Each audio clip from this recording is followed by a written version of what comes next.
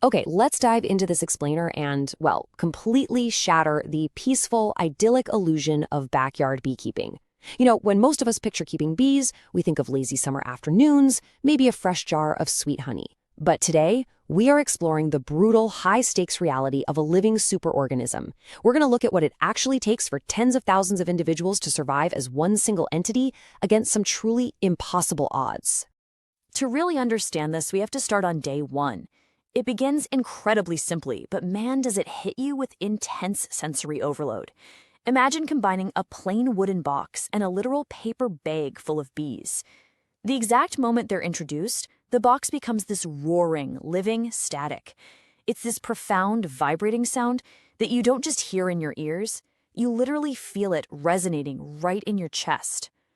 We are talking about 10,000 worker bees. They're poured into this box from the top, literally like sugar being poured into a jar, and along with them is a single mated queen. Suddenly, these 10,000 total strangers are completely responsible for building a home and defending this solitary queen in a completely foreign environment. Now, stepping into their world demands a massive mindset shift. Here's the golden rule. You are not their owner. You are their guest. It's something you kind of just have to absorb. There is no obedience school here, guys. Every single bee already has its job assigned before it even hatches. You can't teach them tricks. Actually, scratch that. The only real training required is for you. You have to train yourself to move slowly, to breathe carefully through your protective veil, and most importantly, to stop flinching when a bee lands on your wrist just to taste the salt on your skin. So by the very first evening, the real work begins. The workers spend 3 patient days chewing through a sugar plug just to release their queen from her little travel cage. And then we witness this totally alien biology in action. Through the pitch black of the night, the workers begin building their home, hexagon by hexagon. But get this, they aren't gathering outside materials. They are literally sweating wax directly from their own bodies, constructing their survival cell by single cell. It's incredible. But, the honeymoon phase ends abruptly. About 2 weeks in, a deadly cold snap hits. It can be just 4 degrees Celsius outside, which is freezing for them. But the bees form this super tight ball around their queen. They violently vibrate their flight muscles to hold a balmy, tropical 35 degrees right at the core of the cluster. But holding that heat comes at a harsh price. The bees on the outer edge act as a living shield, and, well, some of them just don't make it.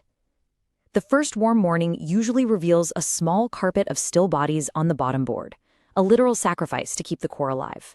And if the freezing cold wasn't enough, next comes a much sneakier threat, the Varroa destructor mite. To wrap your head around how horrifying this thing is, imagine a tick the size of a dinner plate latched onto your back. That is exactly what this tiny, barely visible parasite is to a nurse bee. Left unchecked, they spread viruses that deform the bee's wings and shorten their already brief lives. This right here is the unglamorous middle part of beekeeping. You're out there with magnifying glasses, doing rigorous sugar roll tests, checking inspection sheets, and perfectly timing treatments around brood cycles just to track the climbing threat. As we push into midsummer, things get intense. The population absolutely explodes past 30,000 bees. But with those numbers comes compounding pressure, and the dangers start to overlap. First, you get robbing. Weaker hives get raided, sparking these chaotic dogfights right at the entrance, where guards fail to check IDs fast enough, and bodies just pile up by the dozen. Then, pesticide drift from nearby fields leaves foragers stumbling and twitching on the landing board. And finally, extreme heat. On the worst days, hundreds of bees literally have to line up and fan air through the hive like a living air conditioner, just to prevent their developing brood from cooking alive inside the melting wax. Now, each of these is survivable on its own. The real nightmare is when they all arrive at exactly the same time. Which brings us to the most terrifying event of the season, the war. The impending doom unfolds like clockwork. It all starts with scouts.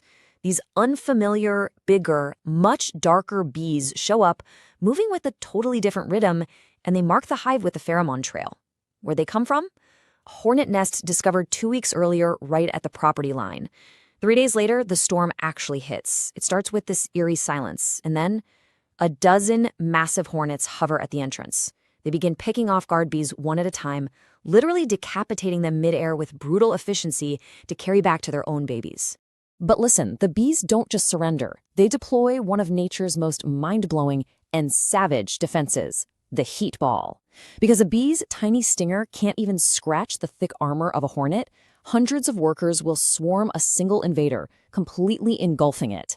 They violently vibrate to spike their body temperature and flood that living sphere with carbon dioxide. They literally cook the hornet alive from the inside out in a gas chamber built from their own bodies. It is a breathtaking, desperate defense strategy. And it works, sometimes. But the cost of holding the line is completely devastating. After 72 hours, the battlefield aftermath is sobering. Several hundred workers are dead. And these aren't just any bees. They're the guard bees, the oldest, most experienced frontline fighters, and they are disproportionately wiped out. Plus, because of all the chaos at the door, nursery care completely slipped. Uncapped larvae went unfed. The colony is pushed right to the absolute brink. And then comes the moment that sends pure dread through any keeper's chest. You do an inspection and the queen is missing. The ultimate ticking clock. There are no fresh eggs laid in the last 2 days. She is nowhere to be found in the chaos of the comb. Whether she was lost in the fighting at the entrance or is simply overwhelmed and hiding deep inside the cluster, no one really knows. But a queenless colony is a colony with a timer running out fast. So this is where the desperate rescue mission kicks in. There's no dramatic movie music here, just steady hands in the cool early morning. Step 1 is sealing the breach. You narrow the entrance down to just a 1 bee width, turning the door the hornets exploited into a highly defensible choke point. Step 2 is a nerve-wracking frame-by-frame search under a headlamp's low red light, so you don't agitate them further, looking for one specific bee among tens of thousands. And step 3 is reinforcing this battered box with open brood and honey borrowed from a stronger neighboring hive. The tension finally breaks on frame number 9. You spot her. The queen is alive. She's moving slower than usual, sure, but here is the truly fascinating part. She is already surrounded by a tight knot of attendant workers feeding and grooming her. The colony's own instinctual rescue effort was actually already underway before the human ever even opened the box. Over the next 6 weeks, this slow, super fragile recovery takes place. And let's be clear, the human intervention, taking out that nearby hornet nest to stop a second wave, throwing in a crucial mite treatment, and narrowing the door, didn't actually save the bees directly. It merely bought them the time they desperately needed to save themselves. The frames slowly fill back in, and the shaken queen slowly resumes laying eggs, climbing back up to her full strength.